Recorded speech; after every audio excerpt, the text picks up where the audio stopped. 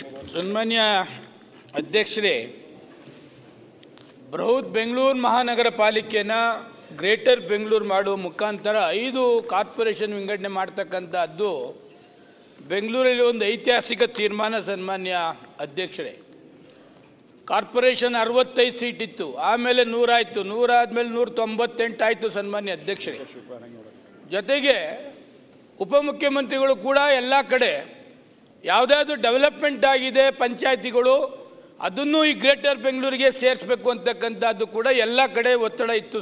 ಸನ್ಮಾನ್ಯ ಅಧ್ಯಕ್ಷರೇ, ಯಾವಾಗ ರಿಜ್ವಾನ್ ಅವರ ಅಧ್ಯಕ್ಷತೆಯಲ್ಲಿ ಎಂಟೈರ್ ಬೆಂಗಳೂರು ಎಲ್ಲ ಕಡೆ ಎಲ್ಲ 8 ಡಿವಿಷನಲ್ಲೂ ಕೂಡ ಸಾರ್ವಜನಿಕರ ಜೊತೆಲಿ ಸಂವಾದ ಮಾಡಿದಂಥ ಸಂದರ್ಭದಲ್ಲಿ ಗ್ರೇಟರ್ ಬೆಂಗಳೂರು ಮಾಡ್ತಕ್ಕಂಥದ್ದಕ್ಕೆ 100ಕ್ಕೆ 100 ಒಪಿನಿಯನ್ ಕೊಟ್ಟಿದ್ದಾರೆ.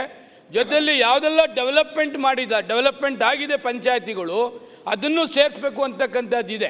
ಬಟ್ ಇವಾಗ 5 ವಿಂಗಡಣೆ ಮಾಡಿದ್ದಾರೆ, ಅದರಲ್ಲಿ ಯಾವ ಡೆವಲಪ್ಮೆಂಟ್ ಪಂಚಾಯತಿನೂ ಕೂಡ ಸೇರಿಸಿಲ್ಲ. ಸನ್ಮಾನ್ಯ ಅಧ್ಯಕ್ಷರೇ, ಅದರಿಂದ ಉಪಮುಖ್ಯಮಂತ್ರಿಗಳಿಗೆ ನಾನು ನಿಮ್ಮ ಮುಖಾಂತರ ರಿಕ್ವೆಸ್ಟ್ ಮಾಡ್ತೇನೆ, ಯಾವುದಾದ್ರೂ ಡೆವಲಪ್ಮೆಂಟ್ ಆಗಿದೆ ಅದನ್ನು ಈ ಬೃಹತ್ ಬೆಂಗಳೂರು ಮಹಾನಗರ ಪಾಲಿಕೆಗೆ ಗ್ರೇಟರ್ ಬೆಂಗಳೂರಿಗೆ ಸೇರಿಸ್ತಕ್ಕಂಥದ್ದು ಮಾಡಿ.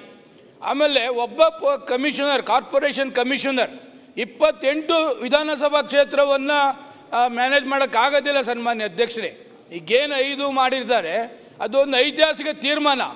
ಎಲ್ಲ ಬೆಂಗಳೂರಿದೆ, north Bengaluru, south Bengaluru, east Bengaluru, central Bengaluru, ಯಾವುದು ಬೆಂಗಳೂರನ್ನೇ ಡಿವೈಡ್ ಮಾಡ್ತಾ ಇಲ್ಲ, ಓನ್ಲಿ ಅಡ್ಮಿನಿಸ್ಟ್ರೇಷನ್ ದೃಷ್ಟಿಯಿಂದ ಮಾಡ್ತಾ ಇರ್ತಕ್ಕಂಥದ್ದು.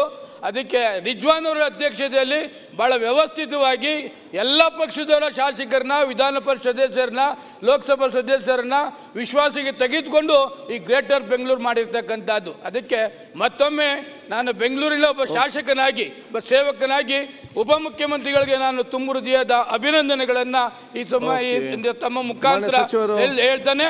ಜೊತೆಗೆ ಗ್ರೇಟರ್ ಬೆಂಗಳೂರು ಮಾಡಿರ್ತಕ್ಕಂಥದ್ದೊಂದು ತೀರ್ಮಾನ ಒಳ್ಳೆಯದು ಅಂತಕ್ಕಂಥದ್ದನ್ನು ನಿಮ್ಮ ಮುಖಾಂತರ ಹೇಳಲಿಕ್ಕೆ ಬಯಸ್ತೇನೆ. ಸನ್ಮಾನ್ಯ ಅಧ್ಯಕ್ಷರೇ, ನ್ಯೂಸ್ ಫಸ್ಟ್ ನಿರ್ಭೀತಿಯಿಂದ ನಿಮ್ಮ ಪರವಾಗಿ.